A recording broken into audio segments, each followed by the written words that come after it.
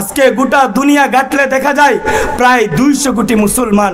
আমি তো আফসোস করে বলি, যে দুনিয়ায় 200 কোটি মুসলমান বসবাস করে সে দুনিয়ায় কিভাবে 100 কোটি ইহুদি মুসলমানদের প্রথম কিবলা মসজিদুল আকসা দখল করার চেষ্টা করে।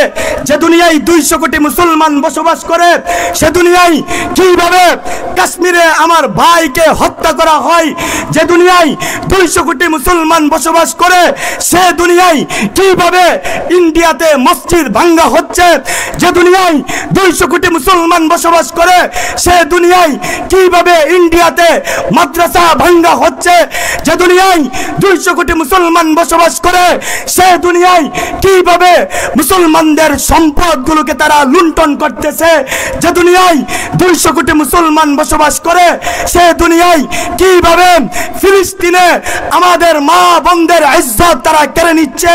যে দুনিয়ায় 200 কোটি মুসলমান বসবাস করে সে দুনিয়ায় কিভাবে মার কুল থেকে শিশু বাচ্চাকে কেড়ে নিয়ে দুগ্ধ পানরত বাচ্চাকে কেড়ে নিয়ে গুলি করে হত্যা করা হয়।